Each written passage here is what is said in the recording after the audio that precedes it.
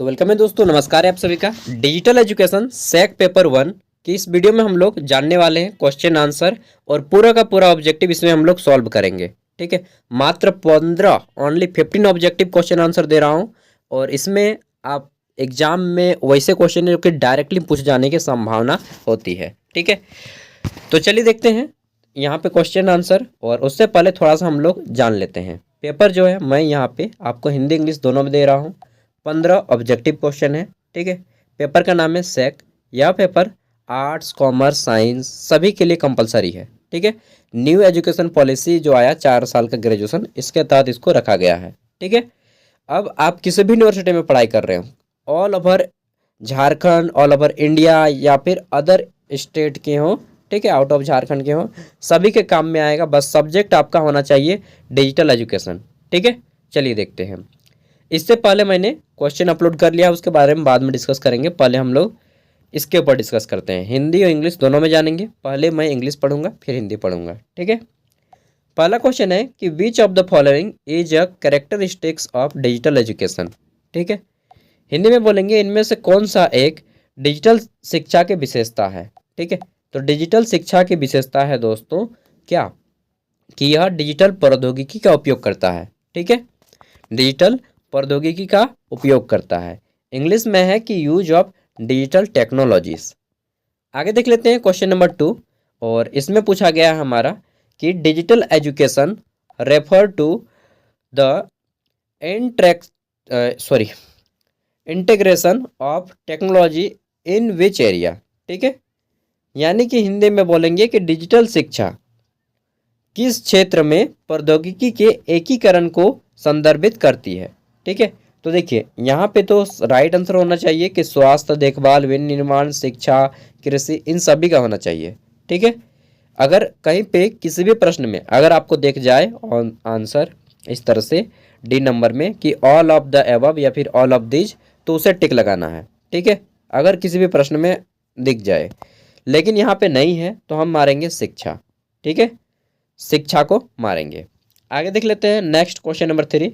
इसमें पूछा गया है कि निम्नलिखित में से कौन सा डिजिटल शिक्षा का लाभ है। ठीक है, तो डिजिटल शिक्षा का लाभ हमें क्या है, जानकारी तक सीमित पहुंच, नहीं यार, जानकारी तक अच्छा पहुंच होता है। निष्क्रिय सीखने का अनुभव, और 3 है व्यक्तिगत सीखने का अवसर, चौथा है सीखने में लचीलेपन का अभाव। तो देखिए डिजिटल शिक्षा का जो लाभ है यह है व्यक्तिकृत सीखने के अवसर मिलते हैं। ठीक है, यानी कि हम लोग बोल सकते हैं इंग्लिश में कि पर्सनलाइज लर्निंग अपॉर्चुनिटीज इसमें हमें मिलता है। ठीक है, आप कहीं पर भी रहिए, अकेले रहिए, साथ में रहिए, कोई मतलब नहीं है, आप इससे सीख सकते हैं। ठीक है, ऑनलाइन जैसे कि अभी आप सीख रहे हैं, ये भी एक डिजिटल एजुकेशन है। यूट्यूब के थ्रू आप वीडियो देख रहे हैं, ये भी एक डिजिटल एजुकेशन का एग्जाम्पल है। ठीक है, आगे देख लेते हैं। तो हमारा पूछा गया है कि LMS का फुल फॉर्म क्या होता है। LMS, ठीक है, आप लोग इंग्लिश थोड़ा सा सीखिए, डरिए मत इंग्लिश से। अब LMS का फुल फॉर्म क्या होता है, तो LMS का फुल फॉर्म होता है लर्निंग मैनेजमेंट शिक्षण, लर्निंग मैनेजमेंट सिस्टम। ये रहा लर्निंग मैनेजमेंट सिस्टम। ठीक है, हिंदी में बोलेंगे इसको शिक्षण प्रबंधन प्रणाली। आगे देख लेते हैं नेक्स्ट। तो हमारा है क्वेश्चन नंबर 5। इसमें पूछा गया है कि which of the following is an example of digital education tool. इनमें से कौन एक डिजिटल शिक्षा का उपकरण है। ठीक है, क्या हो जाएगा, इनमें से कौन सा एक डिजिटल शिक्षा का उपकरण का उदाहरण है। तो देखिए श्यामपट, श्यामपट मतलब समझते हैं, ब्लैक बोर्ड। ठीक है, ब्लैक बोर्ड, अरे यार 2 बार आ गया, कोई बात नहीं। चौक, वाइट बोर्ड। देखिए यहाँ पे राइट आंसर कुछ भी नहीं है, राइट आंसर होना चाहिए इसका एग्जैक्ट राइट आंसर कि डिजिटल क्लासरूम। ठीक है, इसका राइट आंसर क्या होगा, डिजिटल क्लासरूम। इसको काट दीजिए, यहाँ पर भी एक भी क्वेश्चन सही आंसर नहीं है। डिजिटल क्लासरूम आप लोग लिख लीजिएगा। ठीक है, डिजिटल क्लासरूम। ठीक है, इसका सही आंसर होगा डिजिटल क्लासरूम। किसका, तो डिजिटल शिक्षा का उपकरण का उदाहरण। चाहे आप बोल सकते हैं कोई मशीन, जैसे डिजिटल कंप्यूटर भी इसमें दे सकते हैं आप। ठीक है, लैपटॉप भी आ सकता है। आगे देख लेते हैं नेक्स्ट है हमारा डिजिटल शिक्षा में ऑनलाइन मूल्यांकन का क्या लाभ है? डिजिटल शिक्षा में जब हम लोग ऑनलाइन मूल्यांकन करते हैं, ठीक है, तो उसका क्या लाभ है? डिजिटल शिक्षा में दोस्तों ऑनलाइन मूल्यांकन का लाभ है हमारा कि मूल्यांकन क्रियान्वयन के लिए उच्च लागत नहीं यार, मूल्यांकन में सुरक्षा का अभाव नहीं यार, तत्काल प्रतिक्रिया और ग्रेडिंग मिलती है, ठीक है, तत्काल प्रतिक्रिया और ग्रेडिंग।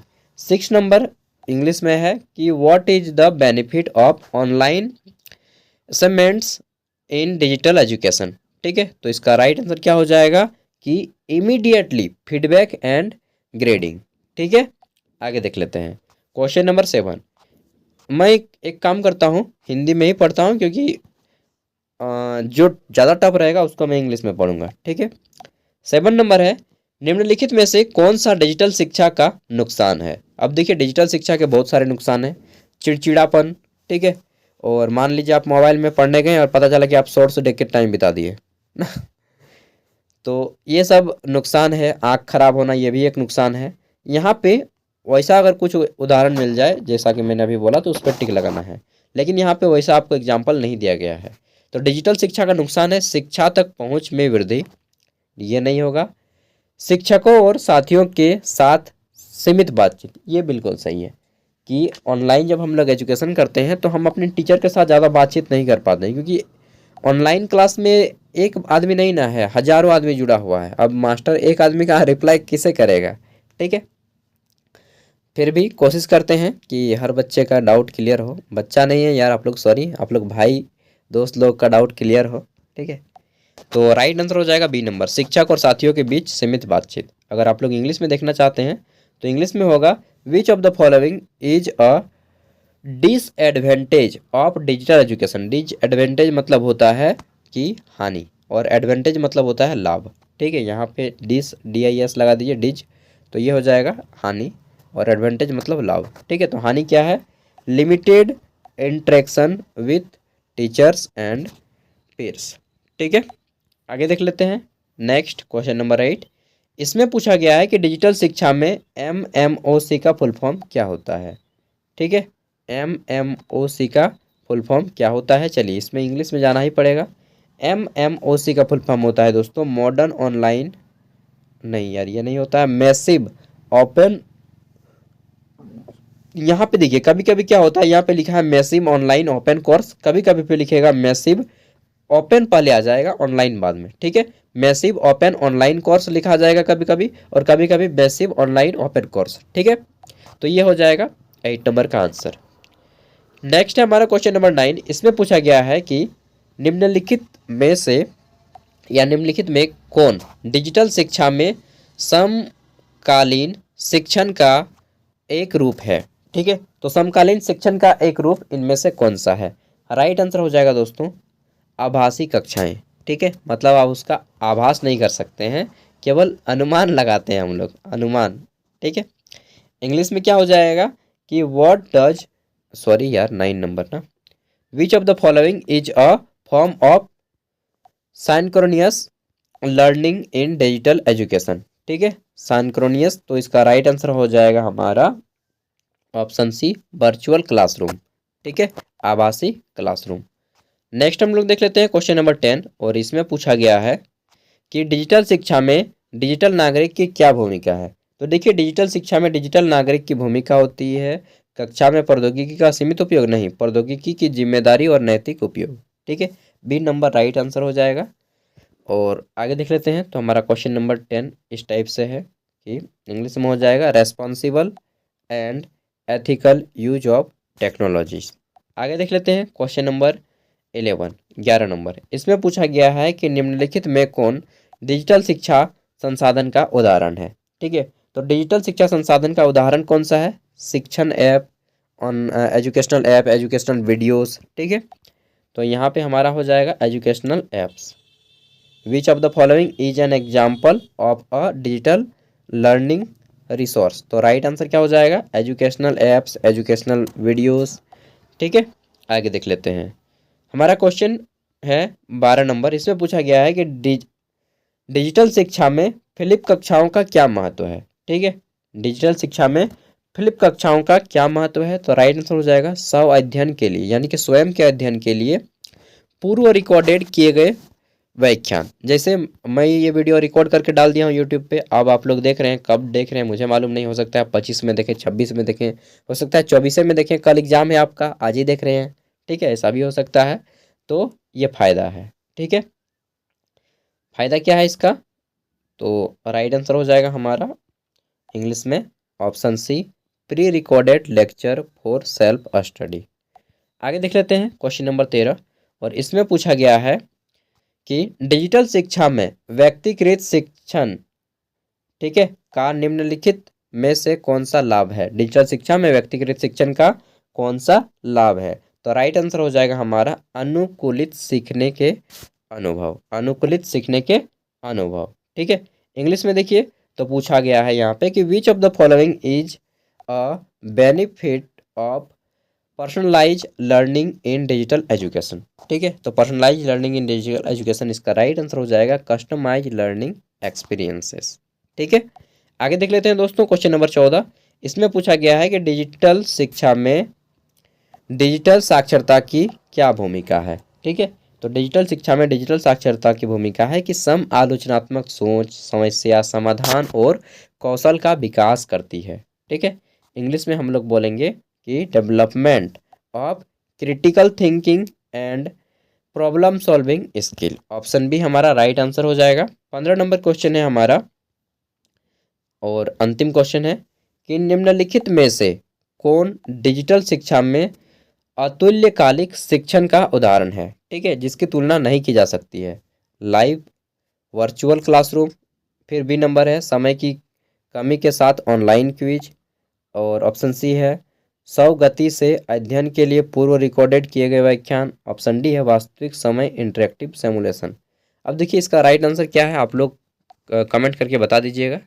और एक क्वेश्चन मैं दे रहा हूँ कि डिजिटल शिक्षा का क्या उद्देश्य है, चलिए ये क्वेश्चन का भी आंसर बताइएगा, ठीक है। तो दोस्तों अब मैं कुछ चीज़ें बता रहा हूँ, उसको ध्यान से सुनना है आपको। तो देखिए, आप में से जितने भी लोग अभी तक वीडियो देख रहे हैं वो मैं ही बोल रहा था, ठीक है। आप में से बहुत से लोग देखे होंगे हमको पहले भी और जानते होंगे। देखिए क्या है कि यूनिवर्सिटी वर्ग लोग ना बहुत ज़्यादा गद्दारी कर रहा है आजकल, ठीक है। बच्चे को मतलब कैंडिडेट को पढ़ाना ही नहीं चाहता है सही रूप से देखा जाए, क्योंकि पेपर कई बार इंग्लिश में आ जाता है, आपका पूरा का पूरा पेपर इंग्लिश में।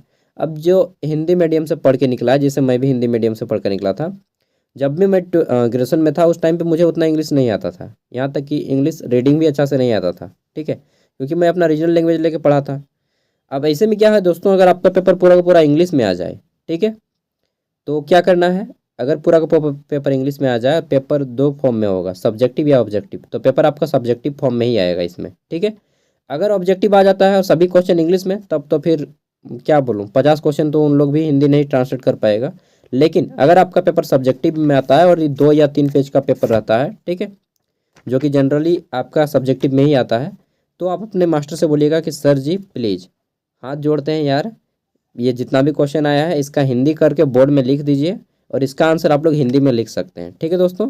या फिर अगर आप इंग्लिश का ट्रांसलेट कर पाएंगे खुद हिंदी से, तो हिंदी में उतार लीजिएगा क्वेश्चन को और हिंदी से ही आंसर कीजिएगा, ठीक है। और एक रिक्वेस्ट होगी हमारी, जैसे कि आप लोगों का एग्ज़ाम शुरू हो गया है, ठीक है, मतलब जल्दी शुरू हो जाएगा, तो जैसे ही आपका एग्ज़ाम होता है, मेरा रिक्वेस्ट है आप इस नंबर पे अपना क्वेश्चन पेपर सेंड कर दीजिएगा, ठीक है।